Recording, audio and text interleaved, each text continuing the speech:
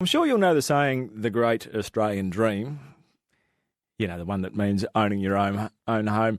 It's still achievable, but another dream for some young Australians is rapidly disappearing, and that is the chance to become a farmer, and particularly owning their own farm. The family farm, it seems to be a rare commodity these days, with farming enterprises getting bigger and bigger by the minute. The saying, get big or get out, is certainly ringing true. But there's a man who's looking to change all of that. Sam Marwood has set up a social enterprise called Cultivate Farms. Good morning, Sam. Hey, Joel. How you going? Very good, thanks. You probably could be described as a rural matchmaker, but it's not of the romantic type that you're focusing on, is it? What exactly do you hope to achieve with this social enterprise, Cultivate Farms? Well, we did think about calling it eFarmony, but it's probably a bit too corny. But it is everything you're talking about. It's inspiring people that farm ownership is absolutely possible. But most young people, and myself included, didn't have $1 million sitting in the back pocket. So this idea of ownership does seem impossible if you're going to buy it outright. But we're saying if you can be matched with the right people, i.e. a retiring farmer or even an investor, and there's lots of people with money out there in local communities and in cities who want to buy farms. If you can match you with those people, you can co-own a farm together. So how does it all work? I imagine there's dozens, if not hundreds of different situations that you find, that you come across. But is there a typical scenario?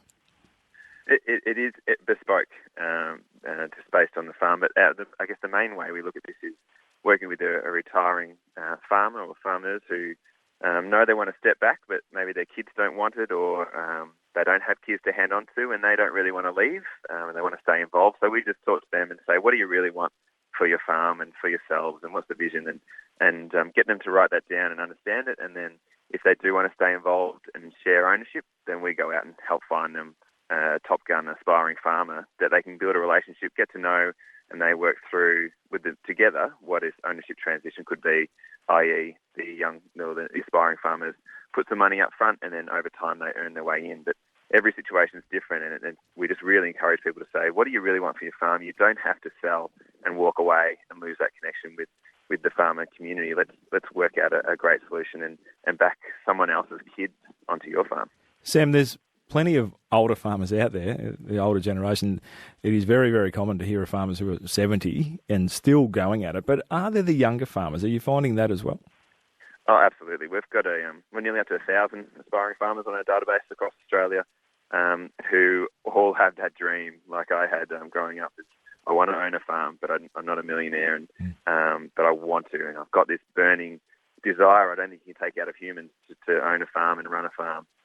So they're out there, and we're trying to inspire hopefully 10 times that amount across the country that keep that dream alive. Let's show you the pathway to ownership, and that's through relationships. So we'll help you connect with farmers, but everyone can do this every day themselves. Get out there and meet farmers and tell people you want to own a farm. And you never know through conversations what doors can open. How do you feel, Sam, when you see family farms? You can just see them, can't you? If you're reading the paper, they're for sale. How do you feel when family farms are snapped up by these corporations? Do you see it as a missed opportunity? Oh, absolutely. I think I did a post the other day saying to aspiring farmers that they've got an unfair advantage to corporates, and that's that they've got their life story, that they're a Top Gun young family or a person who's got so much passion, and they're the ones that can go out to these retiring farmers and say, don't sell to the corporates. I'll take over the farm with you, and let's scale it up together, and use that emotional, relational angle that young people have, and that passion that you see in someone's eyes. Use that as your unfair advantage to anyone else, and try and stitch up these deals with farmers wanting to step back, and you can compete with corporates. That is contrary to what you hear in a lot of media, I suppose. Corporate farms seem to be the way to go. That saying that I said in the introduction, like bigger is always better, sort of thing. I get the feeling you don't agree with that. Oh, I think it's a case by case, and probably bigger is better in some cases. But this idea of diversifying, absolutely, the way of running a farm. Maybe a beef operation on a farm just isn't the way to go anymore. Maybe there's other ways to do it. Stacked enterprises. There's ways of selling direct through Instagram and Facebook, and building a customer base so you can get a higher price. It's just on a case-by-case basis, and based on the entrepreneur or the farmer on the farm, how much energy they've got and how creative they are and how good they are at farming.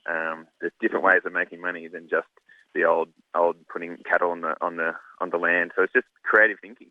And if you can show the numbers stack up, then the next thing is just getting the right farmer on there who's going to run it day to day and have that passion and love for it, which is we're trying to track down those farmers and connect them with those retiring farmers. Sam Marwood, it is great to talk to you this morning. You are from the social enterprise Cultivate Farms. Just one quick question before I let you go. There's a couple of farms here that have potential in the top end. Oh, absolutely. We've got an orchard and it's a small beef property up your way. And, we're definitely keen if there's any farmers out there. We've got these 2 retiring farmers who absolutely love the idea of transitioning ownership. So if you're a farmer, you want to own a farm, they're sitting right there for you to come and grab. Sam, thank you. How do people how do people find out about all of this? Website, www.cultivatefarms.com. We're on YouTube and podcast and anything you use to find information, we're there. Great. Thank you. Thank you very much for your time this morning, Sam. Pleasure, Joel. Thanks for your attention. We know there are thousands of other things you could be doing or other podcasts you could be listening to, but you've chosen to listen to us. We appreciate your time so much. Please reach out as we're happy to work through your farm ownership pathway with you. Let's get you farming.